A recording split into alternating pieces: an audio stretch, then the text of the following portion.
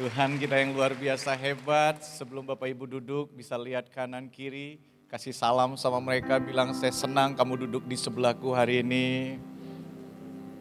Silakan duduk Bapak Ibu dan saudara dikasih Tuhan. Senang sekali hari ini bisa ada di tempat ini dengan posisi yang sedikit lebih berbeda. Biasanya setiap kali pulang ke Batam, saya sering ibadah di tempat ini, menumpang ibadah menjadi jemaat. Dan hari ini dipercayakan dan dikasih anugerah sama Tuhan dan dikasih kepercayaan luar biasa buat Bapak Gembala dan semua tim pastoral di tempat ini. Makasih buat kesempatan siang hari ini buat Pastor Hani, Pastor Stephen dan semua tim pengembalaan yang lain yang sudah memberikan kesempatan untuk saya bisa melayani di GBI Tapka. Saya melayani pekerjaan Tuhan di FGF Semarang.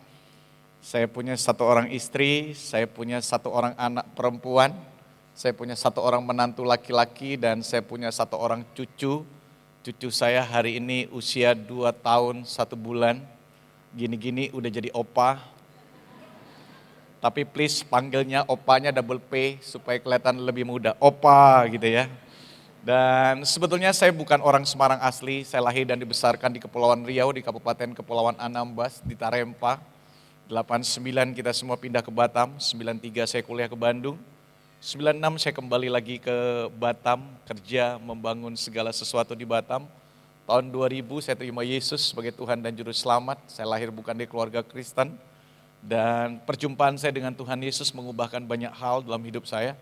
Dan saya memutuskan sekolah Alkitab setelah itu, menyelesaikan sekolah Alkitab, jadi dosen di sekolah Alkitab, lanjut S2 di sekolah Alkitab. Dan di 8 tahun terakhir kami mengembalakan sebuah gereja yang Tuhan percayakan buat kami sampai hari ini.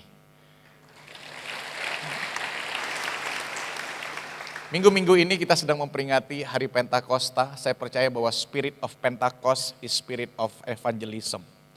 Spirit Pentakosta adalah spirit penginjilan. Karena saya percaya Tuhan memanggil kita bukan menjadi sakti katanya. Tapi Tuhan memanggil kita untuk menjadi saksinya Tuhan kemanapun kita pergi. Sepanjang 2 hari atau 3 hari minggu yang lalu Bapak Ibu udah diperlengkapi Elevate dengan segala sesuatu pengurapan, pelayanan dan yang lainnya. Hari ini saya diminta bicara tentang Elevate Your Character. Gimana kita bisa membangun dan menaikkan karakter kehidupan kita. Izinkan saya menyampaikan firman Tuhan hari ini Efesus pasal yang keempat.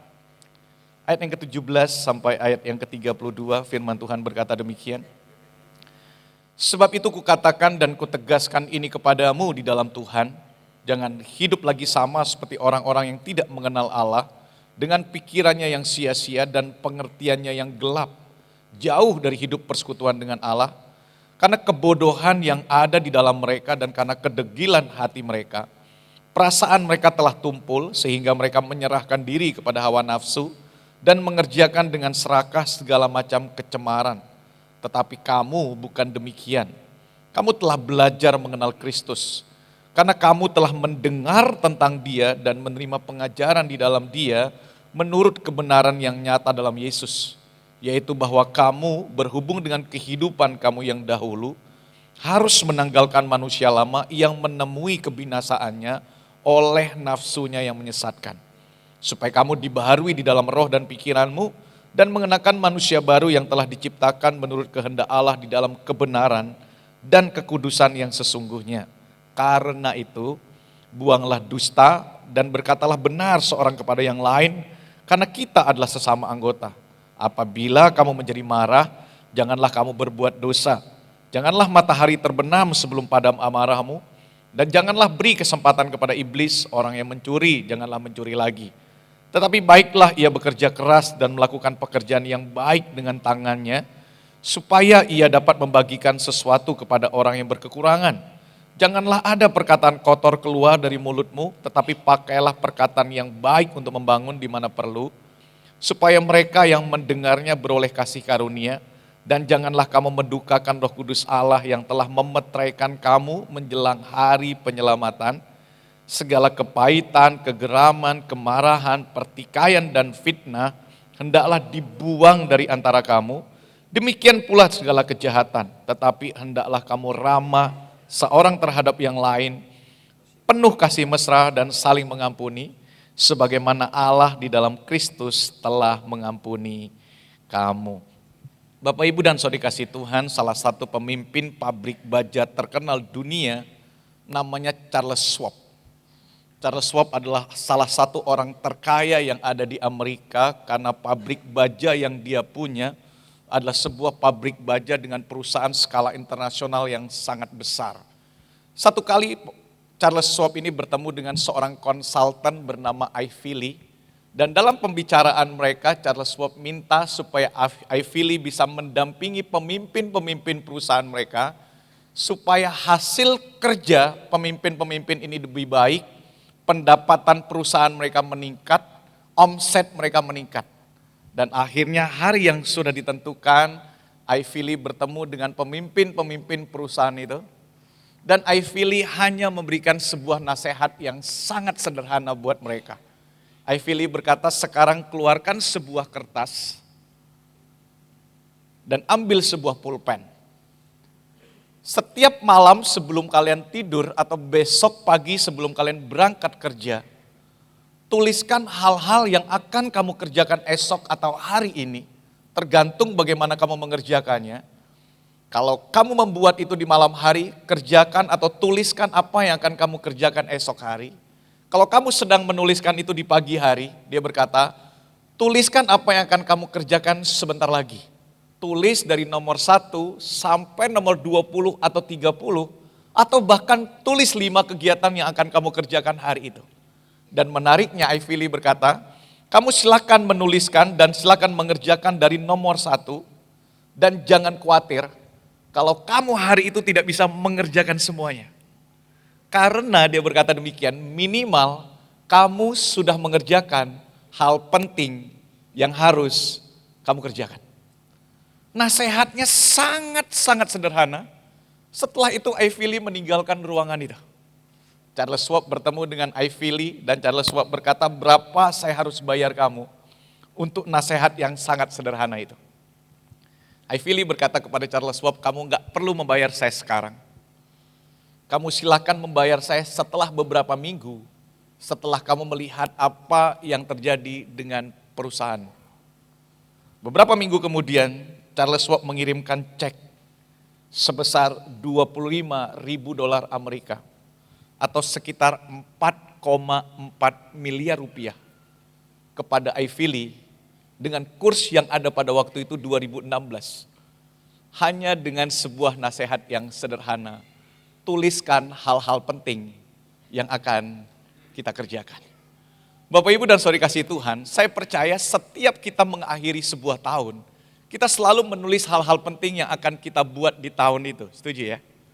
Ketika Bapak Ibu mengakhiri tahun 2024, masuk tahun 2025, pasti Bapak Ibu punya resolusi menjalani tahun baru. Semua kita menuliskan hal-hal apa yang akan kita doakan, yang akan kita kerjakan, yang akan terjadi sepanjang tahun 2025. Kita mulai menuliskannya. Beberapa orang mungkin menuliskan, aku pengen punya rumah baru di tahun 2025. Pengen punya sepeda motor baru, pengen naik jabatan, pengen punya pasangan hidup buat para jombloer yang ada di ruangan ini.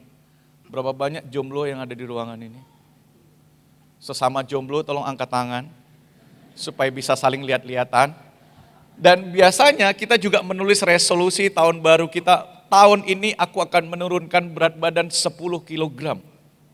Ada yang menulis itu. Dan biasanya itu resolusi setiap tahunnya. Dan biasanya setiap tahunnya gagal. Penelitian berkata semua tempat olahraga itu selalu ramai di awal tahun. Kenapa? Karena semua orang buat resolusi tahun baru menurunkan berat badan. Semua member di tempat olahraga, fitness, gym, pilates, tenis, pedal yang sebentar lagi akan dibuka katanya di Batam. Semua member tempat olahraga selalu ramai di awal tahun. Dan membernya berkurang 30% di bulan ketiga. Dan biasanya di bulan ke-6 membernya hilang. Kenapa? Karena kita punya resolusi di awal tahun menurunkan berat badan 60 kilogram. Terlalu besar ya, 10 kilogram, kita lari, olahraga, Dan biasanya awal-awal kita olahraga, rasa lapar kita semakin besar. Pulang olahraga yang kita posting makan salad, di bawahnya Indomie. Kemudian habis kita olahraga, kita ngerasa kita makan, kita stres karena semakin kita olahraga ternyata berat badan bukan semakin turun. Berat badan semakin naik. 1 bulan kita berjuang, 2 bulan kita berjuang, 3 bulan kita berjuang.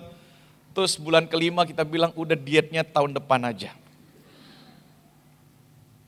Biasanya semua resolusi-resolusi yang kita buat hanya bertahan beberapa minggu karena kurangnya konsistensi kita ketika kita melakukannya. Seorang berkata demikian, setiap hari hidup kita itu serangkaian pilihan-pilihan yang harus kita putuskan. Dia berkata demikian, 95% kehidupan manusia itu adalah rangkaian dari pilihan-pilihan yang harus kita putuskan setiap hari, dari kita bangun pagi sampai kita tidur. Menarik Bapak Ibu, setiap hari kita dihadapkan pada pilihan. Hari ini Bapak Ibu dihadapkan pilihan. Mau bangun jam 6, jam 7, atau mau bangun jam 9. Kemudian mata kita kebuka, kemudian kita memutuskan mau mandi atau enggak mandi. Mau ke gereja atau tidak ke gereja. Waktu kita ke gereja, kita dihadapkan pada pilihan berikutnya. Mau mengenakan pakaian apa ketika kita ke gereja. Setelah itu naik kendaraan apa. Dia berkata sepanjang hidup kita dari pagi sampai malam, itu adalah serangkaian pilihan yang harus kita putuskan. Dan menarik, keputusan yang kita pilih itu tergantung dari skala prioritas yang kita bangun. Next slide boleh. Jadi setiap kali kita memilih segala sesuatu, pilihan kita itu selalu ditentukan oleh skala prioritas yang kita tetapkan. Apa itu prioritas? Prioritas itu berbicara tentang hobi. Prioritas bisa bicara tentang cita-cita. Prioritas bisa bicara tentang masa depan. Prioritas bisa bicara tentang kesukaan. Itu skala prioritas yang akan kita bangun. Saya punya kesenangan setiap kali membeli pakaian selalu berwarna hitam. Saya enggak begitu suka dengan warna-warna yang begitu terang. Jadi setiap saya beli pakaian, saya selalu beli warna hitam, biru tua, hijau tua, abu-abu tua, warna gelap. Setiap kali saya memilih, setiap kali membeli pakaian, saya selalu membeli pakaian dengan warna gelap. Kenapa? Karena itu prioritas yang saya bangun. Sampai sini Bapak Ibu mengikuti. Dan waktu saya memilih pakaian selalu warnanya hitam. Sampai istriku marah, setiap kali buka lemari susah bedainnya. Yang beda cuma lambangnya, tulisannya, itu saja semua warna hitam. Jadi kalau satu hari Bapak Ibu bertemu dengan saya mengenakan baju warna pink, warna hijau, warna kuning, percayalah bukan saya yang beli. Itu istri saya yang beli atau anak saya yang beli. Dan mereka akan bilang, Pak ini lagi hits supaya Papa nggak ketinggalan, atau jemaat saya yang beli. Kalau saya yang beli, saya selalu beli warna hitam. Berbeda dengan istriku. Karena dia punya kesukaan warna merah, setiap kali dia membeli barang, kalau bisa merah semuanya. Kalau bisa rumah kita dicat warna merah, sofa warna merah, semuanya merah. Kenapa? Karena dia senang sekali dengan warna merah. Itu prioritas yang dia bangun karena kesukaannya. Dan menarik, semua skala prioritas yang kita tetapkan dalam hidup kita, itu ditentukan oleh value atau nilai yang kita bangun. Dari mana nilai ini kita bangun? Dari apa yang kita anggap benar, apa yang kita anggap baik, apa yang kita baca, apa yang kita renungkan, itu yang menjadi sistem nilai dalam hidup kita. Nah, segala sesuatu yang kita bangun, itu disebut dengan nilai. Nilai adalah apa yang kita percayai, dan sekaligus apa yang kita lakukan di dalam kehidupan kita. Bapak, Ibu, dan saudara yang dikasih Tuhan, membangun yang kelihatan itu baik. Tapi membangun yang tidak kelihatan, itu jauh lebih baik. Sering sekali ketika kita membangun segala sesuatu, resolusi tahun baru, yang kita tulis segala sesuatu yang kelihatan. Bentuk tubuh, pakaian, mobil, motor, rumah, itu semua yang kelihatan, yang kita bangun. Kenapa? Karena kita berpikir apa yang dibangun, yang kelihatan, itu dilihat oleh orang lain. Sementara yang tidak kelihatan kita berpikir tidak begitu penting. Ternyata yang tidak kelihatan itu jauh lebih penting daripada yang kelihatan. Pernah nggak Bapak Ibu membangun resolusi tahun baru, tahun ini aku tidak marah-marah lagi dengan suami? Pernah nggak ditulis di resolusi? Tahun ini aku akan cium istriku setiap pagi. Tuh, haleluya, puji Tuhan ya. Tahun ini aku akan bergerak dengan kasih. Tahun ini semua hal-hal yang tidak kelihatan itu, yang kita tulis di dalam kehidupan kita. 1 Timotius 4 ayat 8 berkata demikian, latihan badani itu terbatas gunanya. Tetapi ibadah itu berguna dalam segala hal karena mengandung janji baik untuk hidup ini maupun hidup yang akan datang. Menarik. Dia berkata segala sesuatu yang kita bangun, latihan badani yang kelihatan, itu terbatas gunanya. Tapi ibadah kita, itu tidak terbatas. Kenapa? Karena life not to impress, but to impact. Hidup kita itu tidak berguna untuk memberikan impresi buat banyak orang. Tapi hidup kita itu memberikan dampak buat orang lain. Percayalah, suatu hari orang akan ingat dalam kehidupan kita. Bukan berapa banyak rumah yang kita punya, berapa banyak uang di rekening kita, berapa jenis kendaraan yang kita pakai. Tapi satu hari mereka akan bertanya, berapa banyak hal yang kita sudah lakukan di dalam kehidupan mereka. Hidup kita bukan hanya memberikan impresi buat banyak orang. Kenapa? Karena hidup bukan memberikan impresi. Tapi harusnya hidup kita itu memberikan inspirasi buat banyak orang. Orang-orang di Efesus adalah orang-orang yang luar biasa hebat waktu Paulus menuliskan surat ini. Minggu-minggu ini kita memperingati Minggu Pentakosta di mana Roh Kudus memenuhkan kehidupan kita karena Roh Kudus sudah turun. Tinggal bagaimana kita membangun sebuah gaya hidup supaya Roh Kudus itu memenuhi kehidupan kita. Dari 2 surat yang ditulis oleh Paulus, hanya 2 surat, dari banyak surat yang ditulis oleh Paulus, hanya 2 surat yang dia berbicara tentang karunia dengan begitu vulgar. Yang pertama surat Korintus, dan yang kedua adalah surat Efesus. Dia berbicara tentang jawatan, dia berbicara tentang karunia. Kenapa dia perlu berbicara tentang begitu banyak hal karunia kepada orang di Efesus? Karena orang-orang di Efesus adalah orang-orang yang katanya mengenal Tuhan, tapi ternyata hidupnya jauh dari mengenal Tuhan. Mereka gagal fokus ketika mereka menjalani kehidupan mereka bersama dengan Tuhan. Makanya Paulus berkata, buanglah segala dusta, marah, yang mencuri jangan mencuri lagi, dan yang lainnya. Dan hari ini saya ingin kita elevate karakter kita sama Tuhan. Bagaimana supaya karakter kita bertumbuh? Hal yang pertama, ada 3 prinsip sederhana yang ingin saya bagikan hari ini. Yang pertama, jangan hanya fokus pada informasi, tapi fokus pada aplikasi. Orang-orang di Korintus adalah, orang-orang di Efesus adalah orang-orang yang tahu banyak tentang hukum Taurat.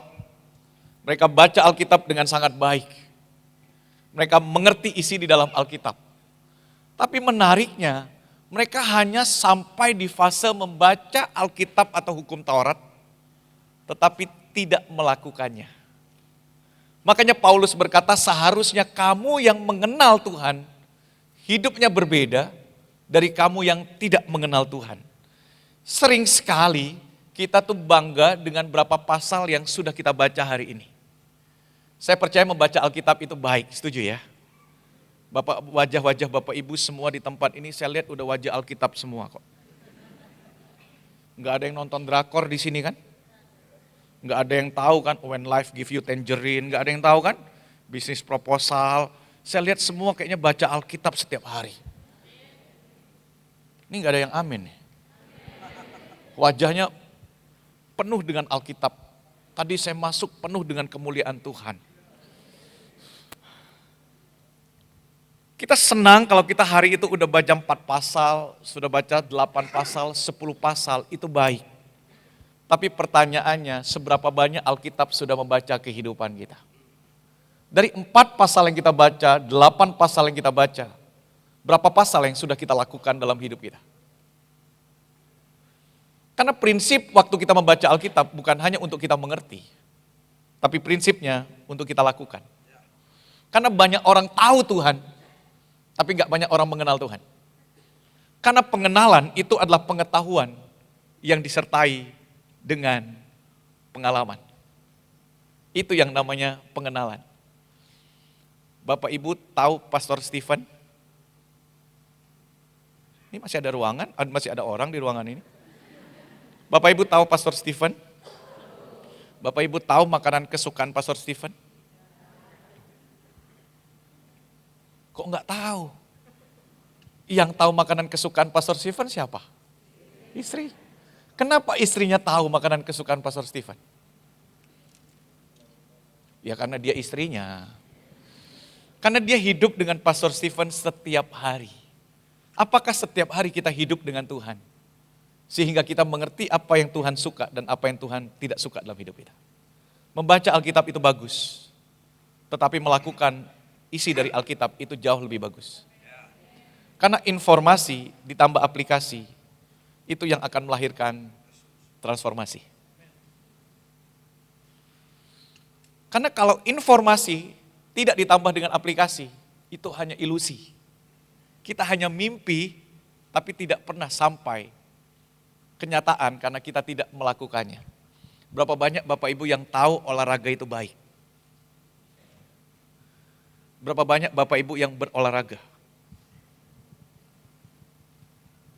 Berapa banyak Bapak Ibu yang tahu makan gak boleh lewat dari jam 7 malam?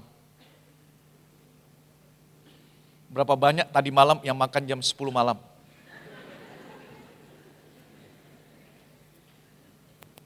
Kita semua tahu, tapi anehnya gak semua orang melakukan apa yang mereka ketahui. Makanya kalau kita mau hidup kita, karakter kita berubah, informasi harus ditambah dengan aplikasi, baru akan melahirkan transformasi. Satu orang yang hebat di dunia adalah Mahatma Gandhi. Mahatma Gandhi adalah orang yang sangat terkenal di India. Dia terkenal dengan ajarannya ahimsa, melawan kejahatan dengan kebaikan, orang yang sangat dipandang. Dia menulis khotbah Yesus di atas bukit, di atas tempat tidurnya. Dia melakukan semua prinsip-prinsip yang Yesus ajarkan di dalam kehidupannya dia. Setiap hari Mahatma Gandhi itu biasanya akan duduk di depan pintu rumahnya. Dan waktu dia duduk di depan pintu rumahnya, orang semuanya akan datang minta nasihat dari Mahatma Gandhi. Dan hari itu ada banyak orang yang datang untuk minta nasihat kepada Mahatma Gandhi. Dan satu kali ada seorang ibu bersama dengan anaknya yang kecil datang bertemu dengan Mahatma Gandhi. Dan mereka bertemu dengan Mahatma Gandhi. Dan ibu ini berkata kepada Mahatma Gandhi, tolong nasihati anakku supaya tidak makan permen. Karena permen itu tidak baik buat giginya. Mahatma Gandhi memandang anak ini dan memandang ibunya. Kemudian Mahatma Gandhi berkata, bisa nggak kembali minggu depan? Semua orang kaget. Biasanya Mahatma Gandhi selalu memberikan jawaban di hari itu. Dan memberikan nasihat di hari itu. Tetapi kenapa hanya untuk anak kecil dan seorang ibu, dia butuh waktu 1 minggu memikirkannya. 1 minggu berlalu, ketika ibu ini datang kembali bersama dengan anaknya yang kecil, Mahatma Gandhi memandang anaknya dan memandang ibu ini. Kemudian Mahatma Gandhi berkata kepada anak ini, nak jangan makan permen. Karena permen tidak baik buat gigimu terlalu banyak. Semua orang heran. Bukankah ini perkataan yang pengen ibunya sampaikan kepada anaknya minggu lalu? Kenapa Mahatma Gandhi butuh waktu 1 minggu untuk menyampaikannya? Setelah ibu dan anak ini pulang, teman-temannya berkata kepada Mahatma Gandhi, kenapa untuk nasihat yang sangat sederhana, kamu butuh waktu 1 minggu? Mahatma Gandhi berkata demikian, minggu lalu saya masih makan permen. Makanya saya tidak bisa memberikan nasihat kepada anak ini. Karena saya tidak bisa menyampaikan sesuatu yang saya sendiri tidak melakukannya. Nangkap sesuatu hari ini?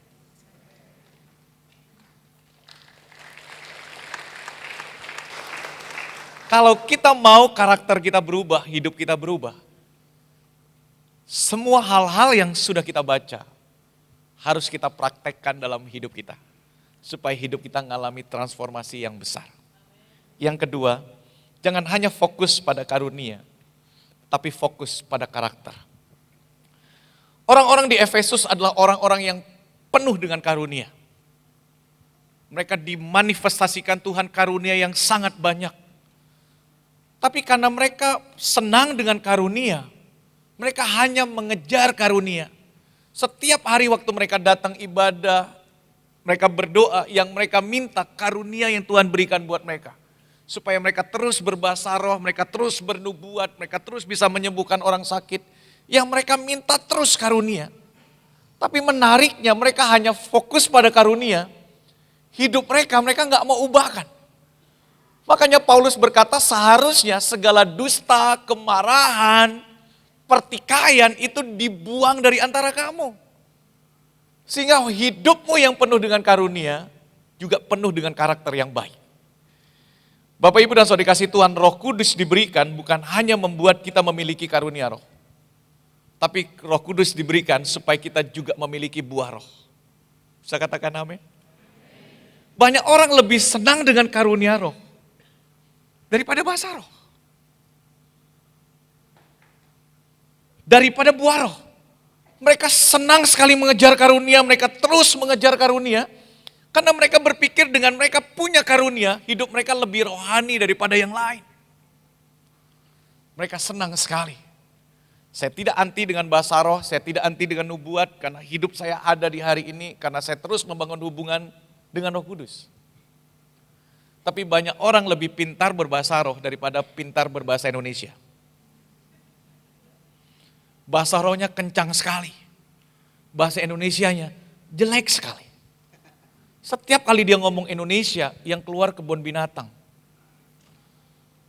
Tapi setiap kali bahasa roh, kencang sekali dia di panggung. Enggak ada yang salah berbahasa roh. Tapi harusnya karakter kita juga dibangun.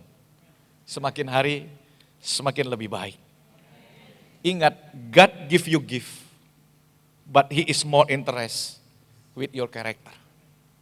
Tuhan memberikan kita karunia, tapi Tuhan lebih tertarik dengan karakter kita. Makanya dia berkata, jangan hidup oleh daging, hiduplah oleh roh.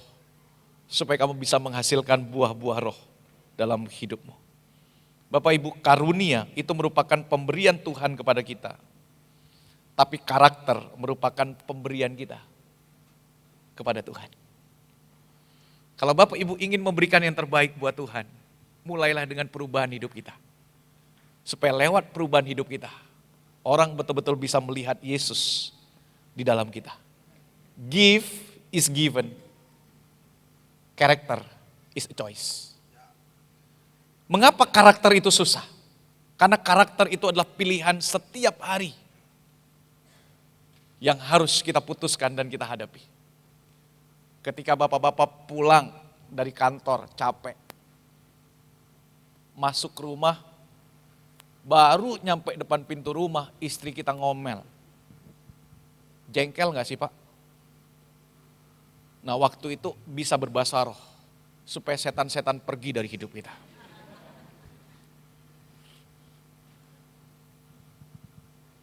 Kita dihadapkan pada pilihan, mau balas omelannya dia, mau balas marahnya dia, atau kita tetap memutuskan berkata-kata yang baik. Bapak, Ibu, dan Saudara kasih Tuhan, anak-anak tidak akan pernah melihat seberapa kencang bahasa roh kita di gereja. Sampai mereka merasakan sentuhan kasih kita yang besar di dalam rumah kita. Istri-istri kita nggak akan pernah merasakan bahasa roh kita yang kencang. Sampai mereka merasakan bahasa kasih kita di rumah dengan baik dalam hidup mereka. Dunia tidak pernah melihat bagaimana cara kita menyembah. Sampai mereka melihat bagaimana caranya kita hidup. Semua teman-teman di kantor kita yang bukan Kristen tidak akan pernah melihat kita menyembah di gereja. Yang mereka lihat adalah bagaimana cara kita bekerja di dalam kantor bersama-sama dengan mereka. Bagaimana kehidupan kita dibangun setiap harinya.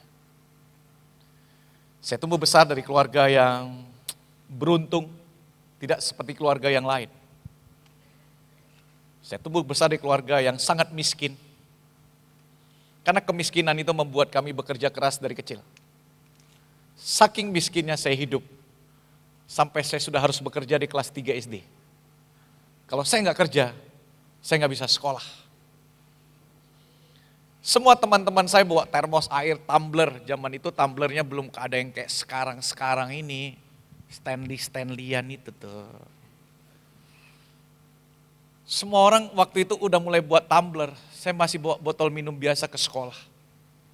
Mereka semuanya kalau sekolah lapar mereka bisa jajan di sekolah. Kalau saya lapar saya lari pulang ke rumah makan baru saya lari lagi ke sekolah. Karena mama nggak punya uang untuk memberikan uang jajan buat saya. Saya tumbuh besar dalam sebuah keluarga yang sangat miskin sehingga saya selalu dibully, dihina. Dan saya lahir dari 5 bersaudara. Saya anak bungsu dari 5 bersaudara. Anak bungsu itu selalu paling ganteng, paling baik, paling murah hati. Yang gak setuju pasti bukan anak bungsu nih, ya kan? Kami tumbuh dalam keluarga yang sangat miskin, selalu dihina di kampung di mana saya tinggal. Sampai satu kali cicikku memutuskan untuk ke Batam. Dia sekolah di Tanjung Pinang, SMEA, kemudian dia pindah ke Batam tahun 80-an, 83 atau 82, saya kurang tahu. Setelah itu dia kerja di sini mati-matian, dia bawa cicik kita yang kedua ke sini kerja. Dia bawa cicikku yang ketiga kerja di sini. Mereka sekolah di sini, mereka kerja di sini, sampai akhirnya tinggal terakhir saya dengan papa dan mama yang masih di Tarempa. Akhirnya mereka kerja mati-matian, mereka kontrak rumah yang sangat kecil di Bukit Mas, di belakang Lucky Plaza, perumahan kecil waktu itu di situ. Akhirnya kita pindah ke sini. Saya adalah anak yang paling pintar dulunya di sekolah, di rumah. Mereka sangat berharap saya bisa membanggakan keluarga. Saya selalu ranking 1 di sekolah, gini-gini pintar loh Bapak Ibu. Saya selalu ranking 1 di sekolah dari SD sampai kelas 6. Saya pindah ke Batam tahun 89 kelas 3 SMP di SMP Negeri Sekupang.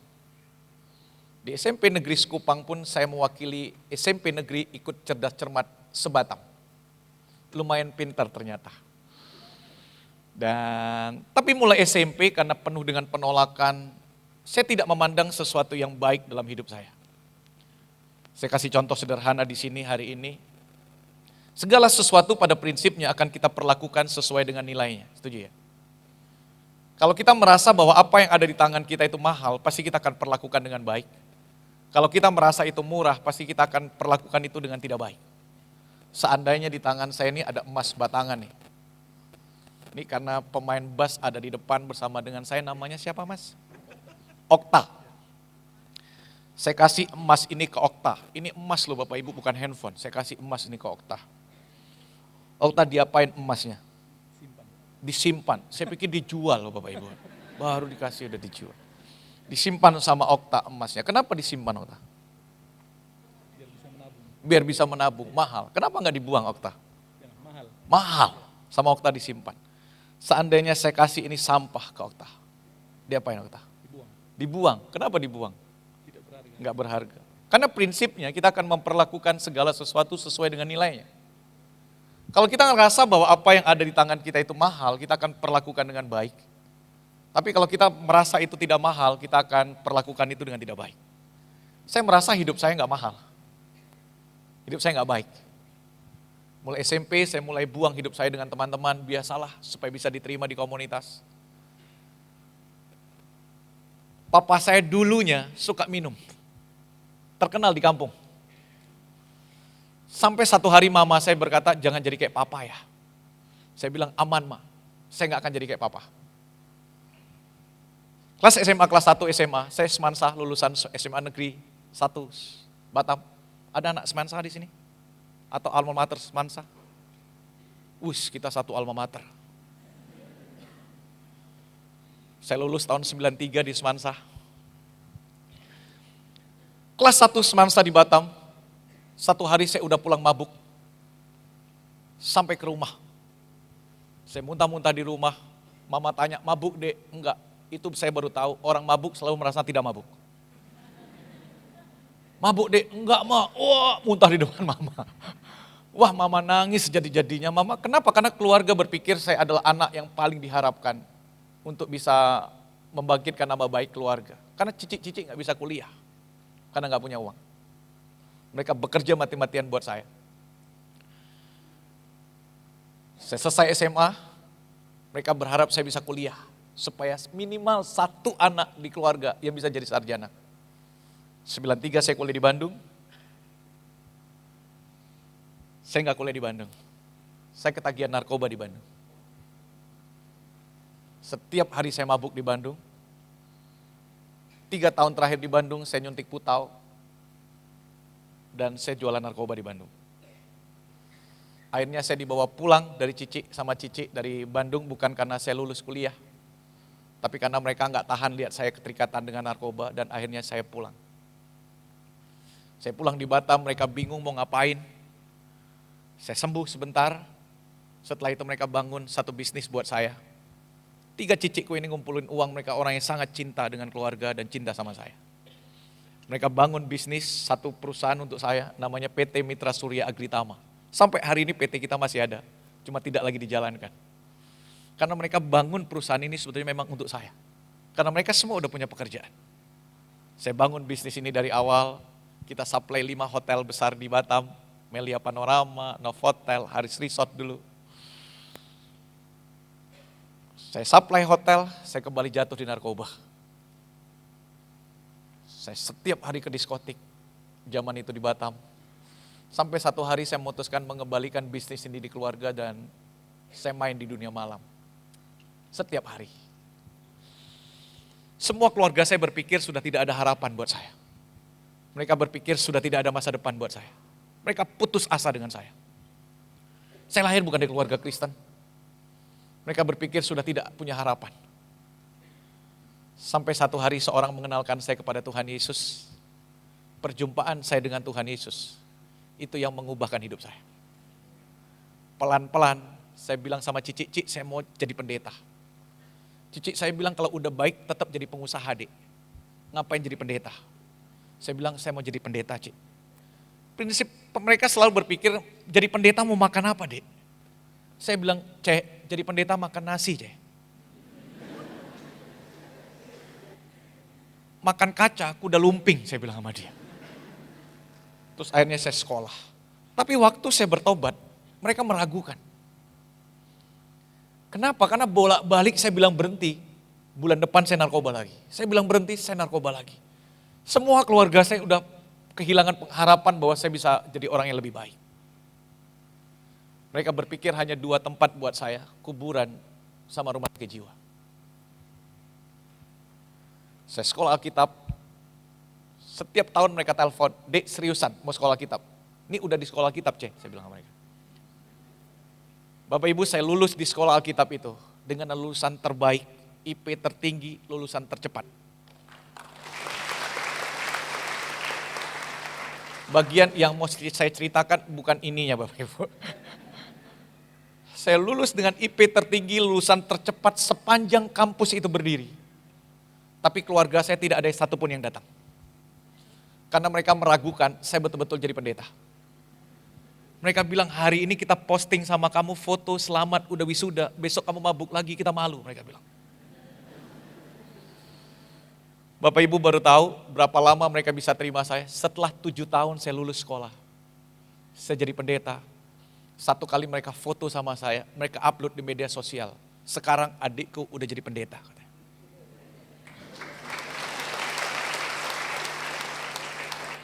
Mereka yang awalnya pesimis, tidak memandang dengan baik. Hari ini mereka tahu bahwa Tuhan Yesus itu sanggup untuk mengubahkan kehidupan seseorang.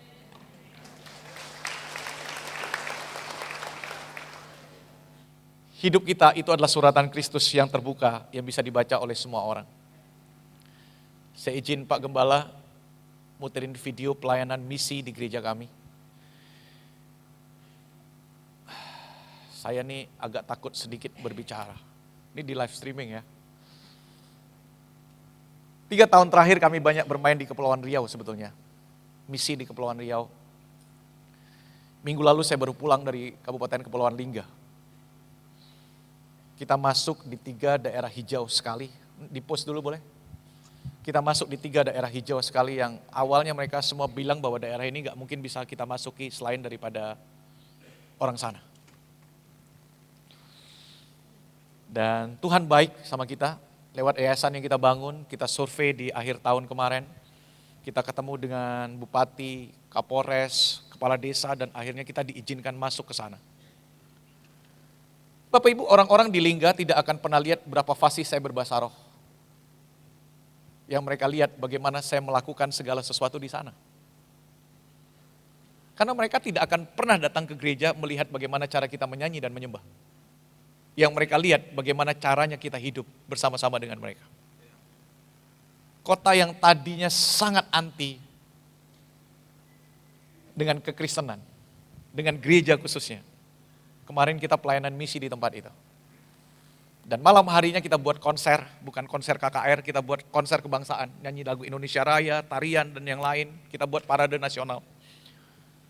Asisten sekretaris daerahnya datang, wakil dari Kapolres datang, Kapolsek di tempat itu datang, acara resmi, dan sekretaris daerahnya kasih sambutan, kemudian ngobrol sama saya. Dia bilang respon masyarakat sangat baik. Di Lingga ini ada 13 kecamatan, dia bilang. Bisa nggak Bapak masuk dan melakukan kegiatan ini di 13 kecamatan ini? Dia bilang. Bapak Ibu, mereka nggak lihat bagaimana saya menyembah di gereja. Tapi mereka melihat bagaimana caranya kita hidup bersama-sama dengan mereka. Ketika kita memberikan bantuan buat mereka. Mari kita lihat sebentar klipnya.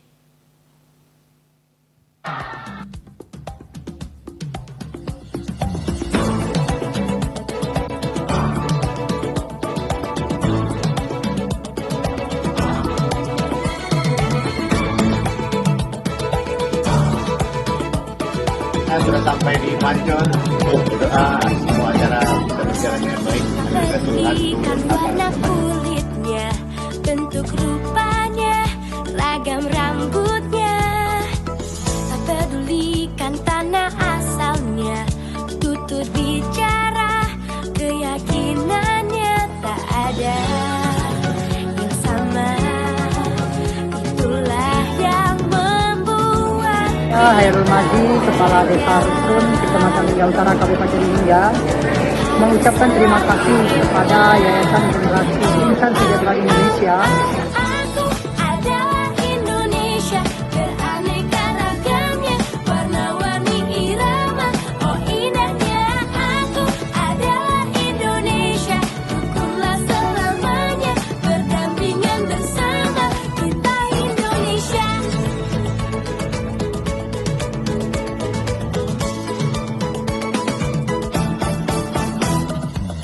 Tak pedulikan ada di mana, hati tertanam untuk negeri ini. Walau dunia riuh mendera, damai selalu bumi pertiwi. Beda tak sama, yang penting kita tetap jadi satu. Untuk selama-lamanya. Oh, oh, oh, oh, aku adalah Indonesia, beraneka ragamnya, warna-warni irama, oh indahnya. Aku adalah Indonesia, rukunlah selamanya, berdampingan bersama, kita Indonesia.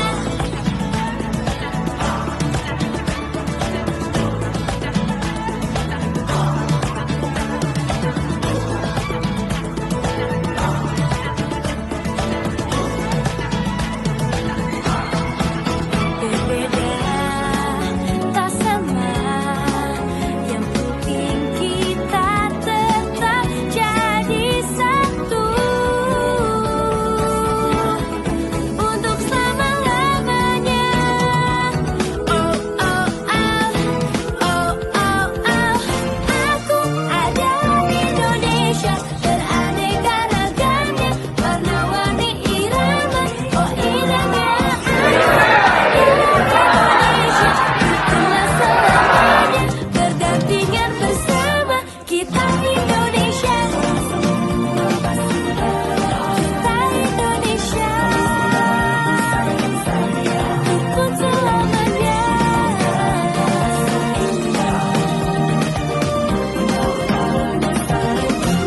Kita Indonesia.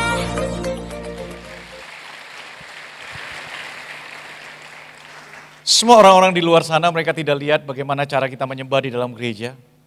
Tapi mereka melihat bagaimana cara kita berinteraksi dengan mereka setiap harinya.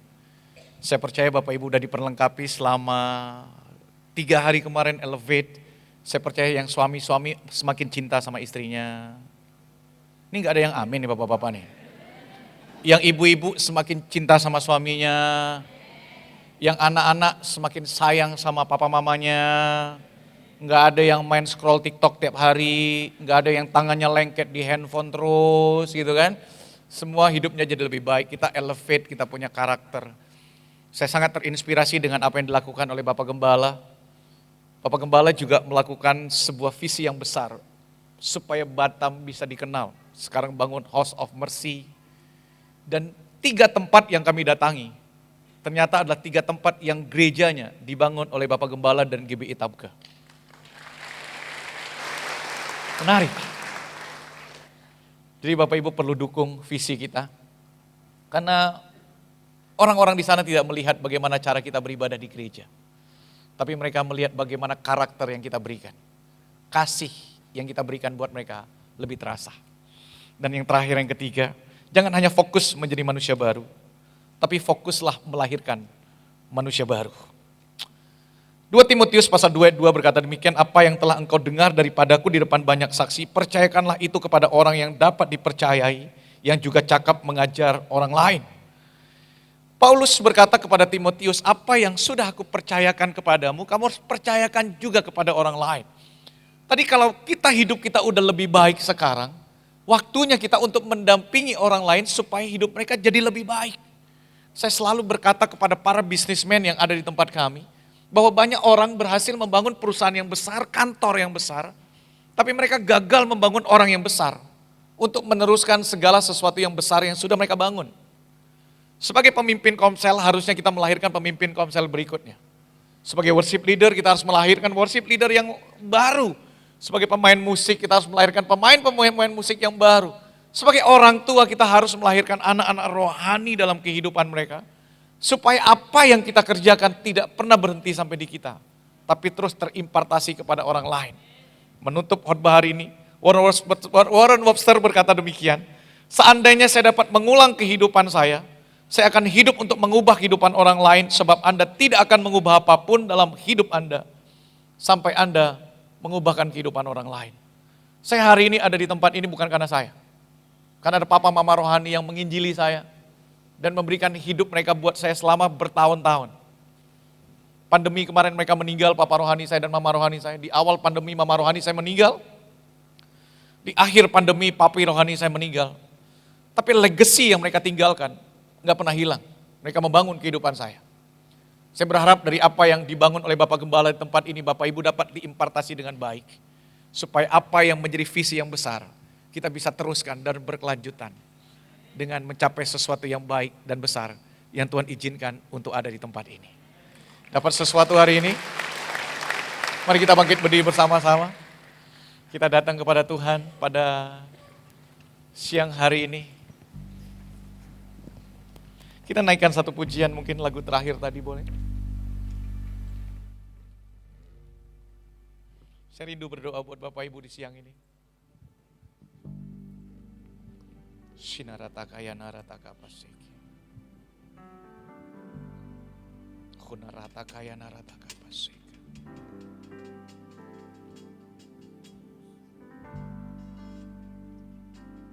Kau sungguh indah tiada taranya, sungguh menakjubkan, sungguh ajaib untuk dimengerti,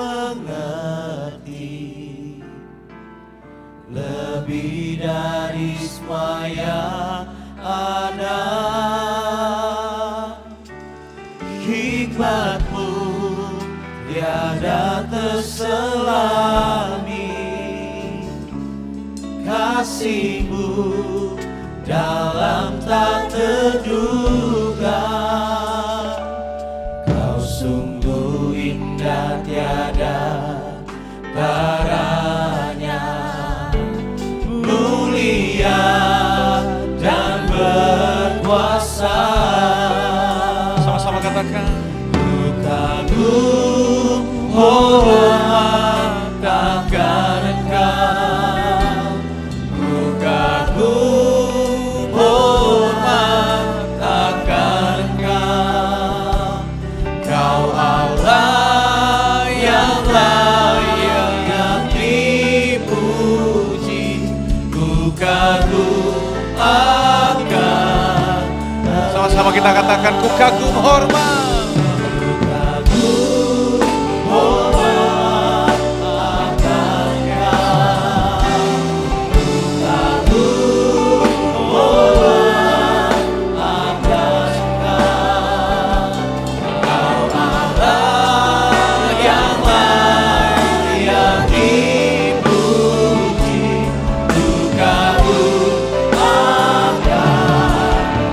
Sekali lagi kita katakan, kami kagum hormat. Rata kaya narata kapasik, surata kaya narata kapasik.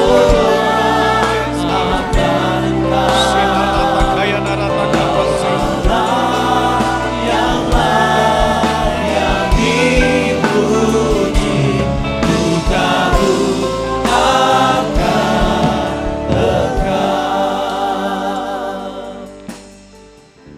Kita sudah diperlengkapi selama beberapa minggu kemarin. Dan minggu-minggu ini kita menikmati hari di mana Roh Kudus diberikan Tuhan sama kita untuk menemani kita, menuntun kita, menghibur kita. Dan bahkan Roh Kudus yang sama yang Tuhan kirimkan dalam hidup kita adalah Roh Kudus yang bekerja bersama-sama dengan kita supaya hidup kita terus menghasilkan buah-buah yang matang, baik jiwa-jiwa maupun buah-buah karakter yang kita hasilkan dalam hidup kita. Hari ini kalau Bapak Ibu sudah dengarkan firman Tuhan, berapa banyak dari Bapak Ibu yang hari ini mau komitmen sama Tuhan? Aku rindu Tuhan, supaya aku bukan hanya mendengarkan firman Tuhan, tapi aku juga belajar untuk mengaplikasikan firman Tuhan itu. Aku bukan hanya mengejar karunia, tapi aku juga mau mengejar karakter dalam hidupku. Karena karunia diberikan Tuhan untuk pelayanan, tapi karakter diberikan kita untuk kehidupan kepada orang lain. Dan kalau kita hari ini udah jadi lebih baik dari sebelum-sebelumnya, mau gak kita komitmen untuk mendampingi seseorang dalam hidup kita? Supaya orang yang kita dampingi punya nilai hidup yang sama seperti yang kita miliki dan kita lakukan. Setarata kaya narata kapasek. Sonarata kaya narata kapasek. Sinarata kaya narata kapasek.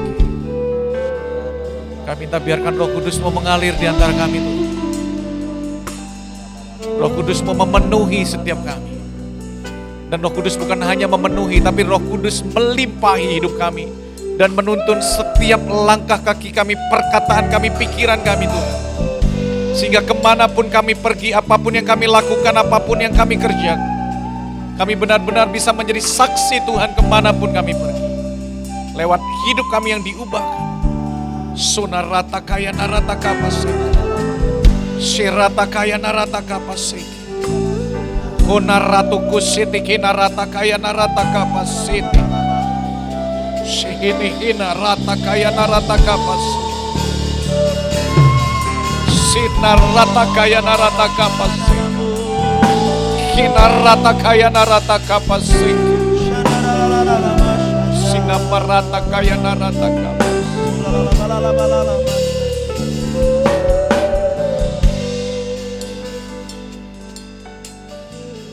Berapa banyak Bapak Ibu yang hari ini mau meresponi firman Tuhan? Bapak Ibu bisa taruh tangan kanan Bapak Ibu di dada Bapak Ibu.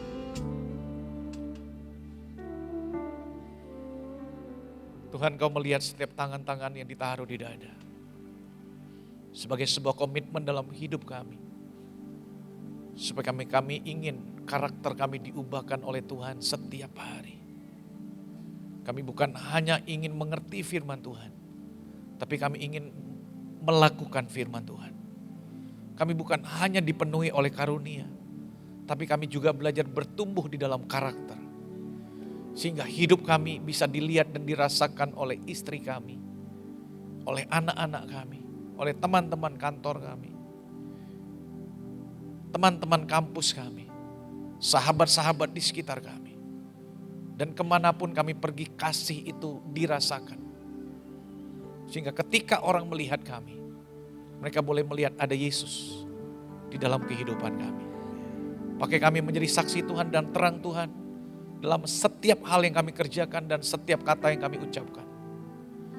Sehingga hidup kami benar-benar menghormati Tuhan dan mengagungkan Tuhan. Berkati gereja ini, berkati semua jemaat di tempat ini. Berkati Bapak Gembala, kesehatan daripada Tuhan limpah atas hidupnya. Gereja ini akan terus menjadi berkat Tuhan dan terang Tuhan untuk kota Batam. Dalam nama Tuhan Yesus, kami berdoa. Setiap kita yang percaya katakan, bisa kita kasih tepuk tangan buat Tuhan kita Yesus Kristus.